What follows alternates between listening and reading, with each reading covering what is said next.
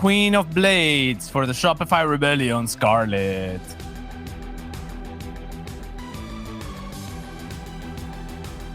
And in the bottom right-hand side of the map, we have our red Protoss player from Alpha X Esports playing at now, I see 4:49 a.m. It is Astrea.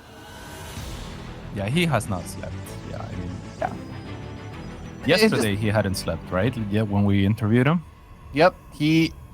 I learned this through 2 seasons of Caster Civil War / War Chest Team League with him and just other events. If Astrea has to play an early match, he doesn't wake up early, he sleeps late. I think that's actually a common trend amongst pro players. Yeah, for sure. Yeah, sleep schedules can be whatever. Sometimes, the quiet of the night can be a nice way to do it. Yeah, absolutely. That's also part of the reason why I joke about Scarlett. Yeah, 4 p.m. having just woken up. I guess actually she would have probably had to wake up at like 3:30 or 3, but at the same time, Cats, I can see that world. It's a real possibility. Yeah, I mean, if she wins, maybe we can ask her if we get an interview. But this one is going to be pretty standard here, Ravi. Pretty normal opening on either side. And nothing out of the ordinary here. A normal block from Astrea early on Berlingrad with that probe. And Scarlett is just going to take her triangle third as a result and have to transfer drones. So just, I guess, to really quickly, as we watch this game and wait for it to actually get ramped up with real decisions and stuff, to explain what's kind of on the line over here, this is going to be the fight for first versus second seed. And I would argue that is a pretty big deal for this because the winner of this series gets to play most likely, I think, versus Disc. I think that is what a lot of people would expect. And the loser is going to have to possibly play versus Neeb. That's assuming a Disc versus Neeb goes the way that I think a lot of people would predict, which is Neeb winning. But, that's still yet to be proven. Regardless, I think both these players are going to be wanting that first seed in the group. Yeah, for sure. That is very important for them, placing wise. Sometimes they are playing in a position where, you get one of the big 3 regardless of what happens, and then it's tough. But Disc being kind of the wrench here into the Spanners, it's going to be definitely the opponent that's preferred by everyone except for our producer. Actually, our stand-in producer was telling us that they have like their internal rankings, and he entered today in place number 1 place, but now they have even things out, and it depends on like who's going to take an advantage today. Depends on the Disc versus Neeb, and he put his chips on Disc, so that's interesting. So we know that at least there's one Disc believer out there.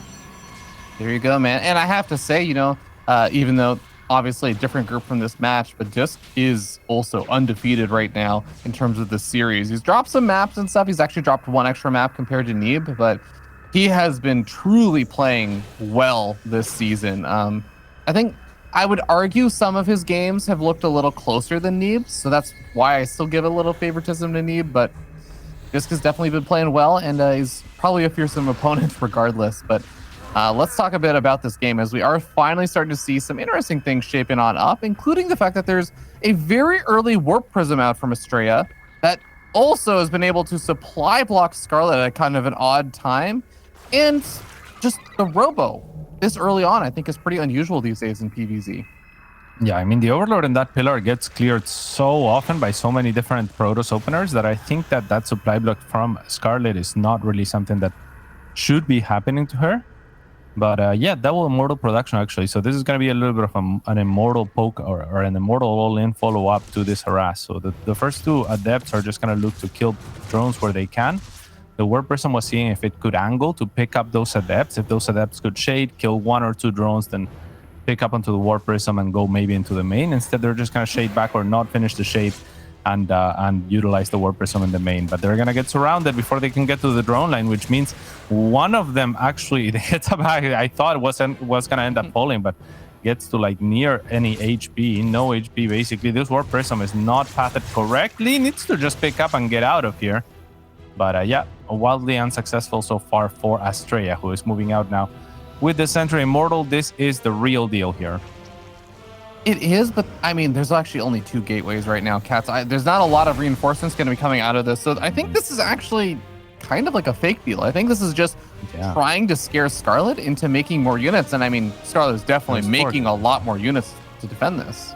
Yeah, there is 4 gateways available, but there's also an extra 2 gateways in production and a robo bay. Like the robo bay is what confuses me a little bit, because it makes it so that this poke is not gonna be what Astrea is really looking for, but still there's gonna be some sort of all-in follow-up, it looks like, with maybe Colossus, if not Disruptors. I would think Colossus would make a little bit more sense if you're gonna be attacking onto creep at this stage, where you would expect it's very likely your opponent will have the road speed, but it's gonna be Disruptors. So let's see what Astrea can make with that, and he's gonna take a very late third instead.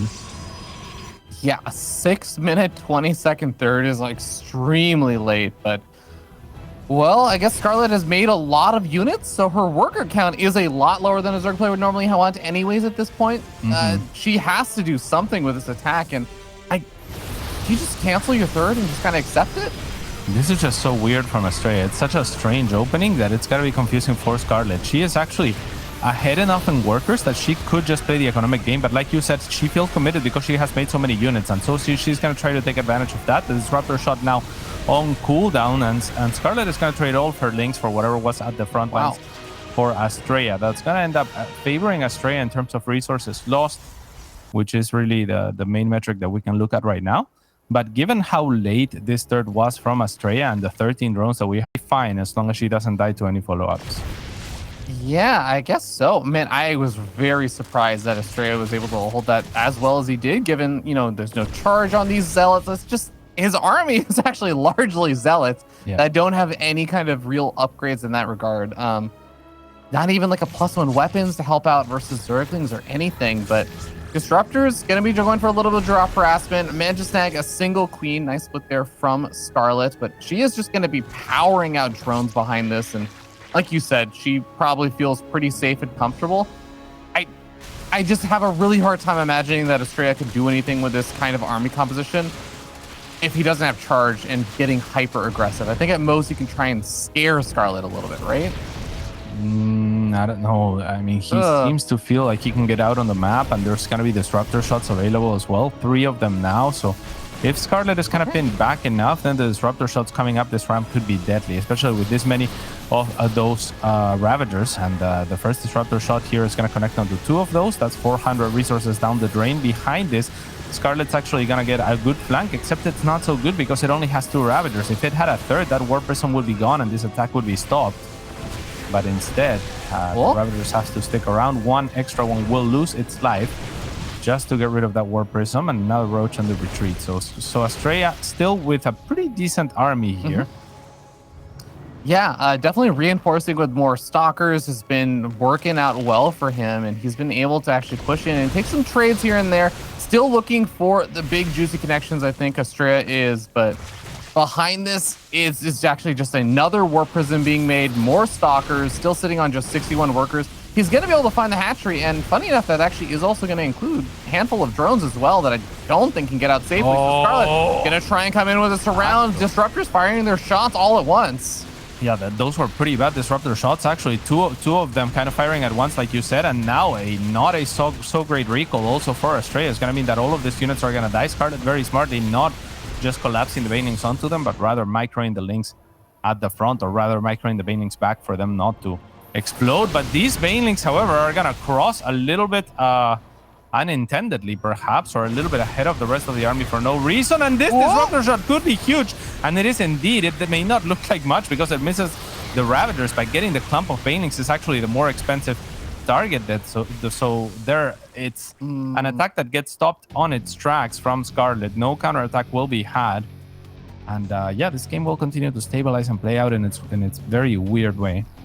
Yeah, the Prism actually getting sniped off there again, though, at the very end of the engagement. Astrea and his firepower in this kind of continued assault is going to definitely be weakened by that.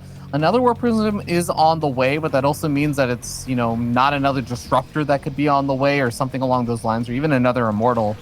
It's Scarlett being given time to actually reestablish another base on the center left-hand side. And Astrea is finally grabbing his own 4th base during all of this, and at long last, a 10-minute, 30-second Twilight finally coming out. I think a very unusual thing to see in a PvZ. Yeah, those Surgings are gonna get corralled by those force fields, and they're all gonna go down. Not super cheap. There was a ton of Surgings that ended up going down. As Scarlett is setting up for a Bailing run by here. Will she be able to find something? She's looking towards the natural, so she can easily blow whatever unit is at the front and then go towards the middle line. No unit at the front, however, not on hold position anyway. And these Banelings are going to get easily into the middle line, but take a little bit long to explode. Regardless, Astrea not fast enough either to really minimize enough damage that he takes 13 probes worth of damage. At the main, he will be able to do a Stalker Warpin to tank for the Banelings. And on the other side, with his Adept Harassment, he did manage to get 7 drones, so... You know, it's only like a 6 worker difference, and there is Banelings spent, which are a little bit more expensive. So it kind of evens out at the end of the day, I would say. Yeah, I think so.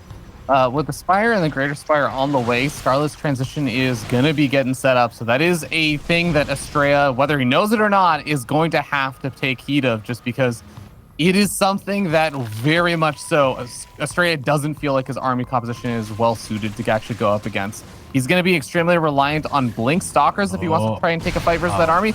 Another great Disruptor hit there. It does soften up the army, but Astrea, it's still a really tough place where I don't know if he's going to feel super comfortable pushing deep enough onto creep that he's actually going to be able to identify the Broodlord transition coming in.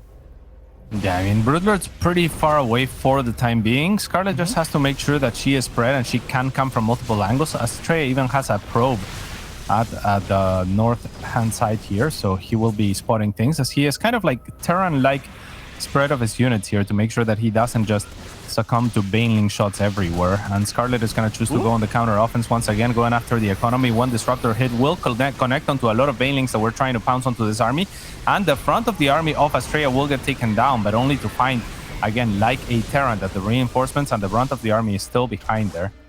23 workers did fall for Astrea on the other side of the map, and the Links and Bangs are not done, Ravs, which means I think Scarlett can just forfeit this base and be all right economically. Just has to make sure that she survives, and this will all happen worth it. Yeah, 100%. Astrea down to 44 workers. This is not a kind of situation where Astrea can economically feel comfortable.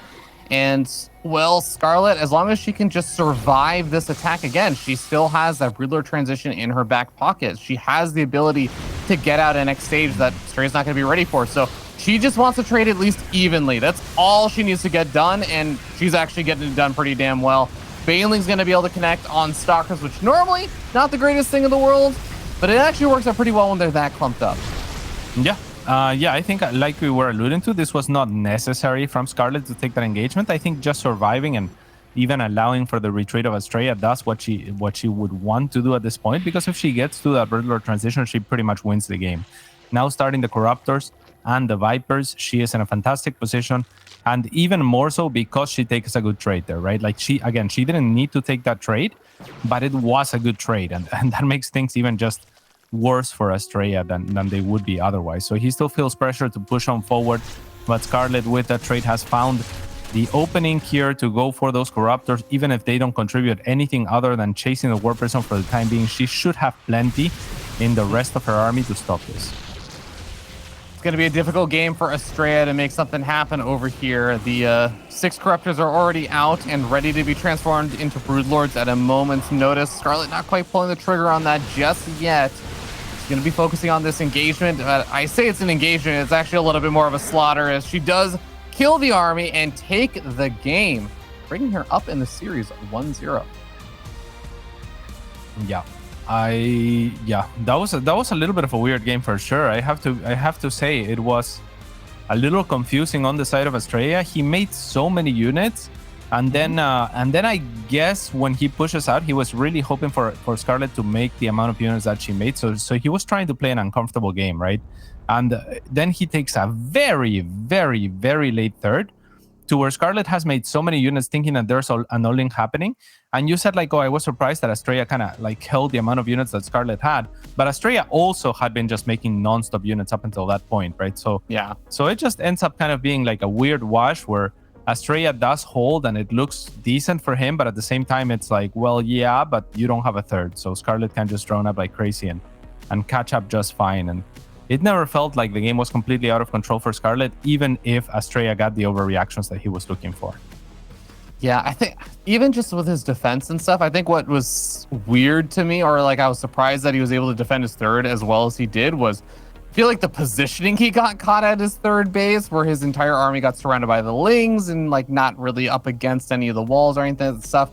That was what was kind of surprising to me, but I totally agree. It ended up being a awkward situation for Astrea in the end, where he had the big army, and I think if he had maybe been able to get like a big disruptor hit out, if his War Prism had been able to stay alive, maybe that continued attack after he had established his third base that he went for at Scarlett's fourth, like maybe that ends up being more successful. But clearly the engagement did not quite go the way that he would have liked, and things did not pan out the way he would have liked. Scarlett having a solid defense there, able to react to Astrea's very odd build order. And we'll see how things shape out in game number 2. As Astrea clearly coming somewhat prepared for this series, I would say, at least with some kind of intention to play a little bit outside the norm, which is usually very good at doing. Yeah, and I mean, it was still a close game, I have to say. So, you know, like maybe he feels like that's always going to happen, what happened that game, and then you get to play out a close game. But yeah, more on that later. Let's do the intros now. In the bottom left-hand side, it is for Alpha X, Max Angel Astrea. And up here in the top right-hand side of the map, sitting up 1-0, she is Scarlett from Shopify Rebellion. By the way, fun fact, cats, half of the matches we have seen today on the main stream include Shopify Rebellion players. They've just been actually killing it. Between Scarlett and Lambo, and there's one more. Do you know who that is? Who? I was hoping you would take a guess so I could buy time to remind myself who the last person was. It's been a long day. Harstom, that was it. Yes, from one of the third match actually. Yeah, yeah. I mean, Shopify Rebellion, killing it, man. Yeah, they really are. But yeah, on that last game as well, like the base army that Astrea ended up making was like 3 Immortals and a bunch of Sentries. So I thought, okay, he's gonna be aggressive. He had 4 gateways. He was adding an extra 2 gateways and a Robo-Bay. The Robo-Bay was a little bit confusing, but this is all before taking a third, right? So I mean, to have 6 gateways, 3 Immortals, and adding a Robo-Bay before taking a third is kind of insane. Like it was a 6 minute something third, right? And so, to me at least, there is a thing with disruptors that kind of changes from matchup to matchup, because when I was talking to Ben, he was saying like disruptors are worse offensively than they are defensively, and that from a Terran perspective in the PvT matchup is very true. However, in the PvC matchup, it's a little bit different, because on defense, Zerg has creep, which means all of their units are faster, and therefore they can dodge disruptor shots a lot easier. Whereas on offense, you're going off of creep. So if you're expecting to be attacked as a Protoss player, that means, you know, slower Roaches, Hydras, that kind of unit, even Banelings, are gonna struggle to dodge disruptor hits. Whereas in the Terran matchup, you know, it's about just positioning and how much room you have to maneuver, where with Stim you can just run all the way back, right? So I still would have preferred Colossus, especially seeing as the base of the army of Astrea was so Sentry heavy, and I don't think that the disruptors did all that great for him aggressively, but that was also you know, in great part due to how good Scarlet splits were and how good she was at not taking too much damage from those disruptors. Yeah, I wholeheartedly agree that I think there are a lot of other Zerg players you could stick in Scarlet's shoes in that situation, and Astrea actually does quite a bit more damage with those disruptors and probably does end up snowballing a lot more. But Scarlett definitely being on point with some of that micro. We'll see how things shake out in game number 2, because we do have a much more normal kind of looking opening for Astrea thus far. Not going for her Robo opening, he's going for the Stargate, and actually even adding on a single Void Ray to start things off alongside 2 Adepts. So yeah, kind of a throwback to more standard-ish play from even just pre-patch, I would say. Yeah, for sure. And yeah, it's gonna be a Void Rain to Oracle follow-up. So yeah, very standard indeed. As yeah, not so much anymore, but up until recently. Now, the only reason that this isn't as standard is the Void Ray will be a little bit slower and a little bit more expensive, and you know, that makes it so that the timings are a little bit messed up, but it doesn't mean that it's bad. A lot of the time, I think one Void Ray is still perfectly fine. and you can still fit it in. Astrea unluckily will turn around, and this Overlord will get away. So not calculating exactly just how far exactly the Overlord could have traveled in that direction. And it's not like Scarlett's Overlords are faster, but maybe, you know, she was a little bit faster to react and to send it in that direction. But Astrea would have loved to find that first Overlord. That is part of the job of this Voider, who is now going to be looking for 1 or 2 probes, for 1 or 2 drones perhaps. Instead, he wanted to put damage onto the gas Ravi, but the Queens are well in position. Yeah, but it does open up the opportunity for the Oracle to dive in. The Queen at the natural expansion is actually on the south side of the hatchery rather than the north side. So I like the way that Astrea split up the Void Ray head in from one angle of the main base, and then the Oracle heads in behind the natural at a kind of opposite angle. And mentioned it at 3 drone kills at this day and age, but the Stargate opening, I actually think that's already kind of a rousing success. Yeah, for sure. Yeah, and if we look at the natural, the Spore is kind of a little bit in the middle and to the right at the natural of Scarlett, rather than 1 pixel to the left, where it would cover a little bit better for the Oracle. It's just a minor thing that most Arc players will do, right? Like the entry point is what you want to cover. So you see the Spore, right? It's like 1 hex to the right instead of 1 hex to the left. I think that could have been readjusted, and it would help a tiny bit against the Oracle to apply more pressure onto it, kind of diving into your mineral line, but maybe Scarlett knows. Not to interrupt you really quickly, but I think we might be getting it all in from Scarlett. She is flooding out roaches. She has loaded up all of her queens into the drop overlords. Cats, I think this might be like a big do or die moment, and Astrea just realized that I think maybe he realized that he's throwing out a cannon and a shield battery as third. He has minerals to do more. I'd love to see more shield batteries if he feels like this is going to be the big all-in. Yeah, he's going to spot this. It's going to force the Queens to get out and try to actually... She can't transfuse. So this actually puts a stop to this type of tactic. Like, I loved to do this. Now the Queens... But now recently it's been like... The problem is like, yeah, if you get caught in the middle of the map, it is very difficult because now you have to walk those Queens and it slows the attack so much. And you use those 2 Overlords, obviously, for creep spreading, as we see Scarlett doing here, already dropping a creep 2 more. The other Queens are chasing 1 Void Ray here. And luckily for Scarlett, there's not much in the way of anti-air. So these Queens only have a Void Ray and an Oracle to worry about. And the rest of the ground units are looking for the close onto the ground in itself. The Immortal has already been taken down. The Natural has been breached. Another Immortal will spawn. But even the shield battery in the Natural base is not going to be enough to cover for this, and it's looking amazing here for Scarlett, looking to close the series 2-0, Ravs. Scarlett in a phenomenal position after all of this, depowering the robotic facility, taking out the Immortals, taking out the shield batteries. Astrea has effectively lost his natural expansion, and I mean, it's only going to be a matter of time before the main base gets breached, because there's not even a wall in over there. So Astrea is just trying to congregate as many units as he can over by the third base, tries to dive in on top of the Queens, not really going to be able to make a whole lot happen with that, as Scarlett's numbers are just a little bit too strong. Shield battery overcharge is going to help keep these units alive for a lot longer. And I like the idea of trying to target fire down Queens specifically so that the Void Ray can start just getting free damage done, but there are just far too many of them.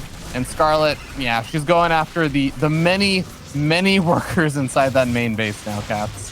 Yeah, that run by will be taken care of by the Zerglings, however, and yeah, I'm not sure that I love the queen targeting, just because, like you said, there's so many of them, and there was only 1 Void Ray to take advantage of that. Regardless, I don't know that there is a right way for Astrea to try and hold this, but he's trying his best. He's gonna get us around with the Zealots that were used to clear the Zerglings on the main base, and actually he is gonna end up holding. And Ravi, that's not actually too bad of a situation, like, surprisingly enough.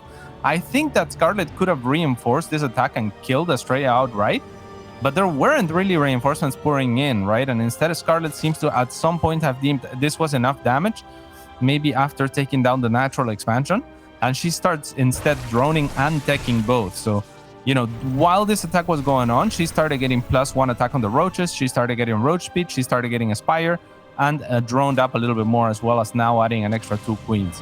So I think had those all been units, Scarlett didn't really have, or Astrea didn't really have much of a chance at holding. But at some point there, Scarlett thought, okay, this is enough damage. I'm just going to run away with my advantage, and kind of played it the safer way. But I'm not sure what made her think I can't just end the game right now, or, you know, if she just feels safer with a longer game. Yeah, I'm not sure either. Astrea was looking to also move out and maybe say, okay, well, maybe like I just barely held a little bit better than you thought, and you were playing greedy behind this and just droning up still even to this moment, but he had 2 Zealots that were moving across the map, and they did actually spot a Roach popping out of the larva. We kind of saw that on screen for a moment's time. And as soon as he actually saw that, he started backing off with his army. So I think he realized it's going to be kind of dangerous to move across the map because Scarlett is already flooding out a lot of units. She already had, I think, 64 supply or something to 20 of Astrea.